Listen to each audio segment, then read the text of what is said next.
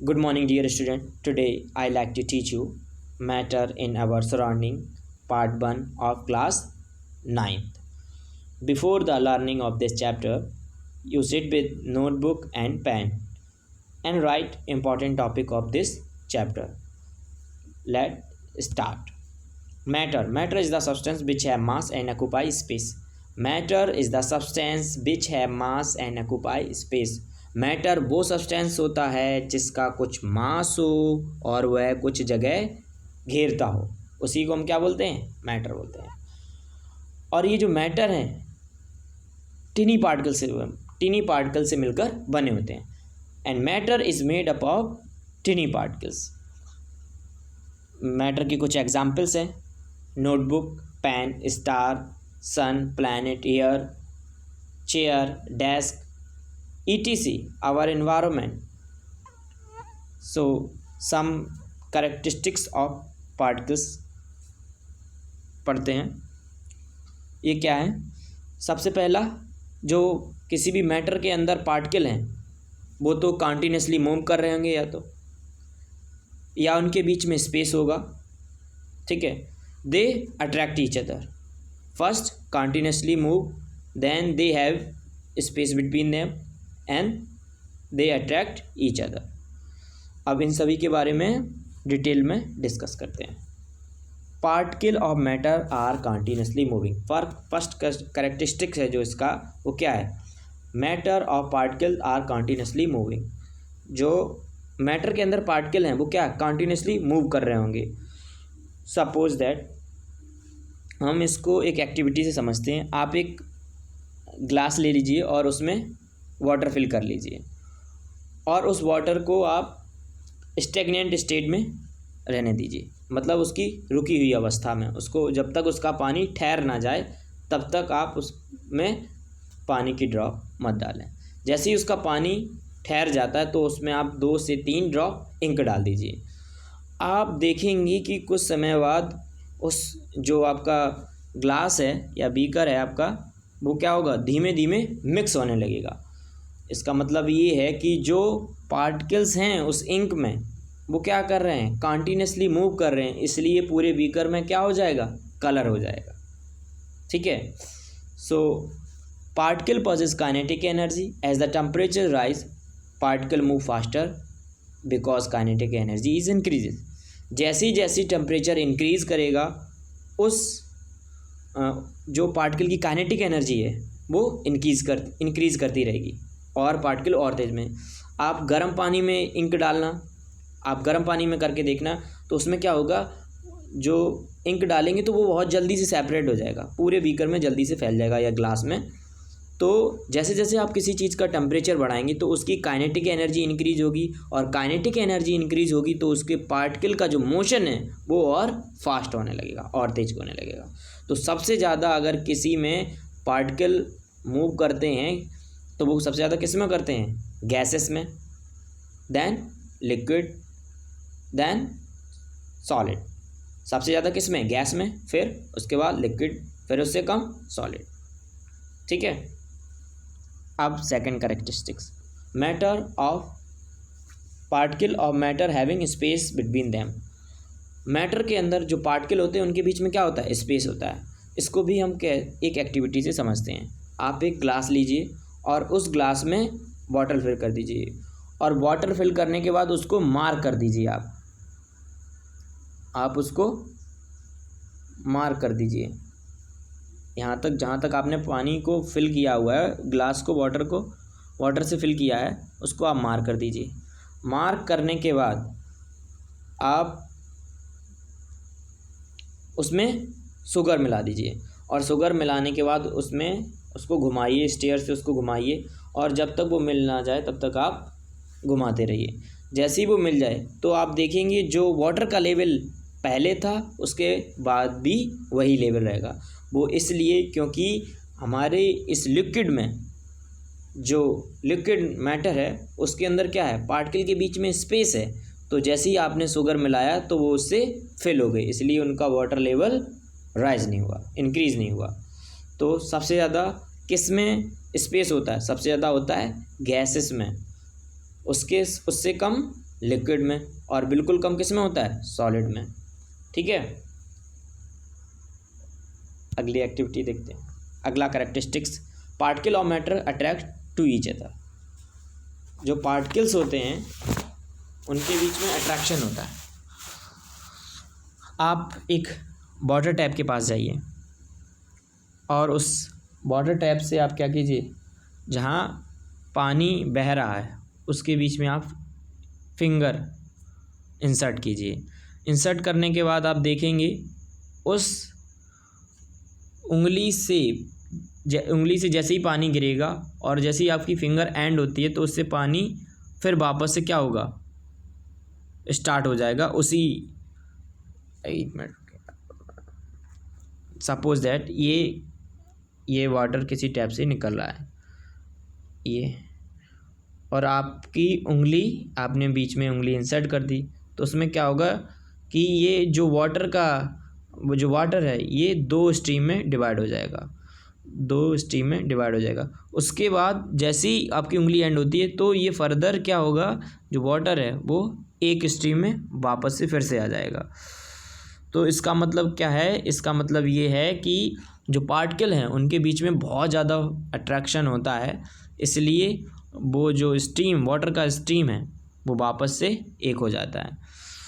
इसको एक एग्जांपल से और समझते हैं। आप एक आयरन ले लीजिए और आप उसको हैमर से स्ट्राइक कीजिए, क्या होगा कि वो एक बार में नहीं टूटेगी, यहाँ तक कि 2 बार में ना टूटे, 3 बार में ना टूटे। क्या होगा, वो इसलिए नहीं टूट रही है क्योंकि उसमें फोर्स ऑफ अट्रैक्शन बहुत ज़्यादा है, इसलिए पार्टिकल की फोर्स ऑफ अट्रैक्शन के कारण वो जो मैटर है वो टूटेगा नहीं। तो जैसे कि सबसे ज़्यादा फोर्स ऑफ अट्रैक्शन किस में होता है, सबसे ज़्यादा होता है सॉलिड में, इसलिए तो वो ये जो आयरन नेल है वो टूटी नहीं। फिर उसके बाद किस में होता है फोर्स ऑफ अट्रैक्शन, सबसे ज़्यादा सॉलिड में, फिर उससे कम लिक्विड में, और सबसे कम किस में होता है, गैसेस में। गैसेस में पार्टिकल्स क्या होते हैं, फ्रीली फॉर्म में घूमते हैं, बहुत ज़्यादा काइनेटिक एनर्जी, वो घूमते हैं, आवारागर्दी करते हैं। ठीक है, नेक्स्ट अब हम पढ़ते हैं डिफ्यूज़न। तो diffusion is the movement of substance from an area of higher concentration to an area of lower concentration. इसमें क्या होगा, कोई भी मूवमेंट होगा, किसी भी चीज़ का मूवमेंट होगा, किसी भी सब्सटेंस का, कहाँ से, हायर कंसनट्रेशन से लोअर कंसनट्रेशन।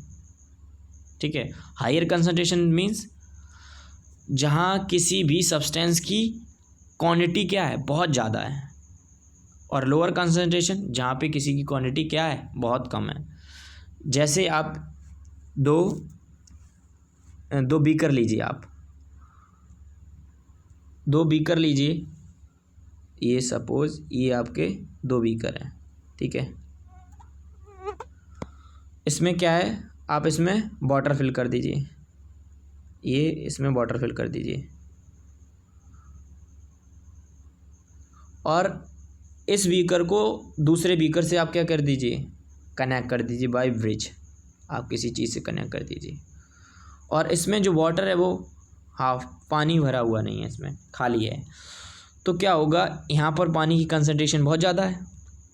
ठीक है, तो क्या होगा कि ये वाटर का मूवमेंट, जैसे ही आप इसको ब्रिज को कनेक्ट करेंगे दूसरे बीकर से, तो इसका क्या होगा, मूवमेंट स्टार्ट होगा। ये हायर कंसंट्रेशन से कहाँ जाएगी, लोअर कंसंट्रेशन की तरफ।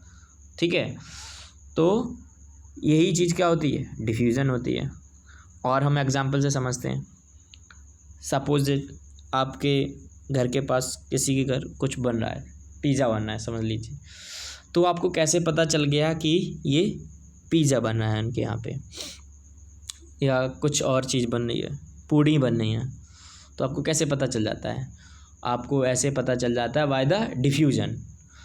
क्या होता है कि आप जो भी चीज़ बना रहे हैं उसमें जो भी इंग्रेडिएंट हैं आपने हीट किया, तो हीट के कारण उसके जो पार्टिकल्स हैं वो क्या होंगे, मूव करने लगेंगे। और जैसे ही पार्टिकल मूव होने लगेंगे तो आपके कहाँ तक आएंगे, ऑल्फैक्टरी नर्व तक। ठीक है, ऑल्फैक्टरी नर्व तक आएंगे, और आपको पता चलेगा कि हाँ ये पिज़्ज़ा बन रहा है हमारे घर के पास किसी के घर पे, इससे पता चल जाएगा। अब दूसरा एग्जांपल और समझ लीजिए आप। सपोज ये जो इंस्टेंट स्टिक्स हैं, अगरबत्ती आप जलाएंगे तो आपको पता चलेगा कैसे पता चलेगा कि ये अगरबत्ती जल रही हैं। इस जैसे ही आप इन अगरबत्ती को जलाएंगे तो इनमें फ्यूम्स क्रिएट होंगे, और फ्यूम्स में क्या होंगे, पार्टिकल्स। जो इसके पार्टिकल्स होंगे वो आपकी नोज़ तक जाएंगे, और नोज़ से सूंघकर पता कर देंगे कि हाँ यहाँ पर थोड़ी देर पहले पूजा हुई थी, या फिर अगरबत्ती का ये धुआं है। ठीक है, अब नेक्स्ट देखते हैं ब्रोमियन मोशंस। ब्रोमियन मोशंस क्या होता है, इसकी डिस्कवरी सबसे पहले रॉबर्ट ब्राउन ने 1827 में की थी। इन्होंने देखा था कि पॉलन ग्रेन क्या है, वो मूव कर रहे हैं किसी भी लिक्विड सब्सटेंस में। तो क्या होता है, it is the Brownian motion, it is the random motion of any particle in zigzag motion. इसमें किसी भी पार्टिकल्स का क्या होगा, जिगजैग मोशन होगा। जिगजैग मोशन जैड की तरीके से, टेढ़े मेढ़े, जैसे आप देख लीजिए ये ब्रोमियन मोशन है। ठीक है, आपको एक मैं वीडियो क्लिप से समझाता हूँ अभी, ये देखिए।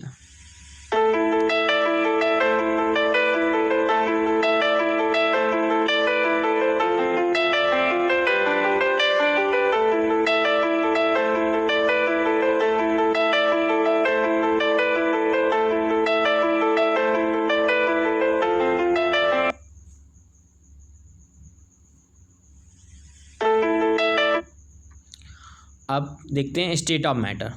स्टेट ऑफ मैटर में सबसे पहले बात करते हैं सॉलिड की। Solid, liquid and gas. Matter 3 तरीके के होते हैं। Matter are 3 type, solid, liquid and gases. आप प्रीवियस क्लास में पढ़ेंगे। तो सॉलिड में सबसे पहले देखते हैं, सॉलिड होता है क्या, उसका डेफिनेट शेप होता है और उसकी डिस्टिंक्ट बाउंड्रीज होती हैं। ये रिजिड होते हैं और इनकम्प्रेसिबल होते हैं, और डेफिनेट वॉल्यूम होता है। इनका कुछ ना कुछ वॉल्यूम होगा, आपको पता चल जाएगा इसका शेप क्या है। ठीक है, वॉल्यूम मीन शेप। आपने जैसे देखा होगा कि डिस्टर है, उसका क्या है, एक फिक्स शेप है, उसका फिक्स वॉल्यूम है एक, और उसकी कुछ बाउंड्रीज हैं, और वो हार्ड हैं, और वो इनकम्प्रेसिबल है। आप उसको प्रेस करेंगे तो वो इजीली दबेगा नहीं। ठीक है, कंप्रेस मतलब दबाव डालना। ठीक है, आप देखते हैं लिक्विड।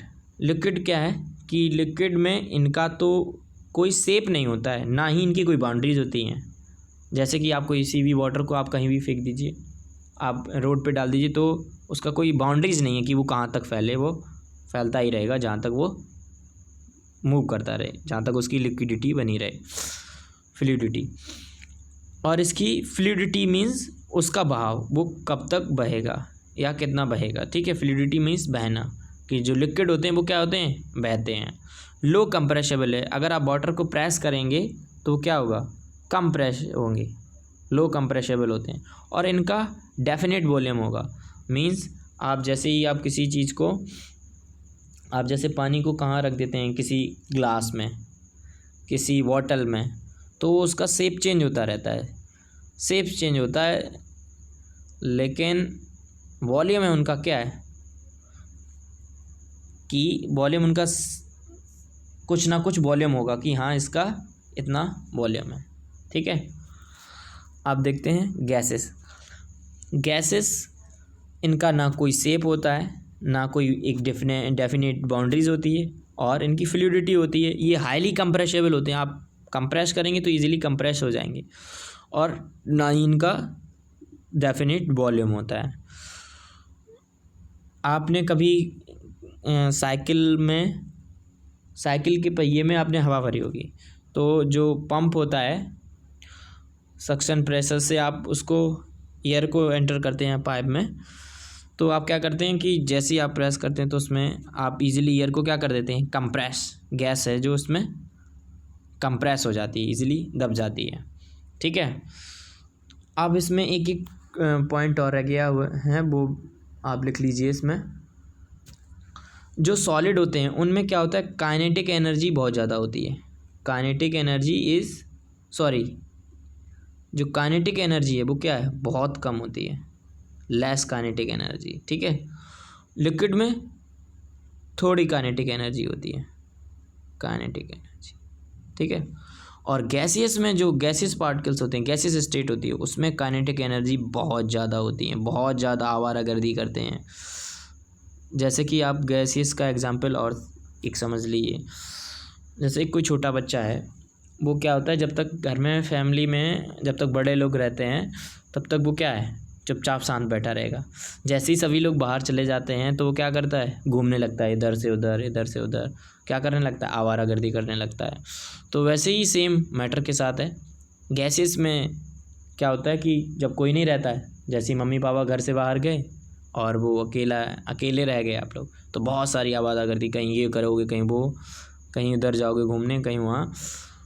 वैसे ही आपके पेरेंट्स रहते हैं तो आप थोड़ी बहुत आप मूवमेंट कर लेते हो, लेकिन जब सभी लोग दादा दादी घर में सभी बड़े लोग होते हैं तो आप क्या करते हैं, बहुत ही कम कर पाते हैं आवारागर्दी, मीन्स कम घूम पाते हैं, कम मूवमेंट कर पाते हैं, ठीक है।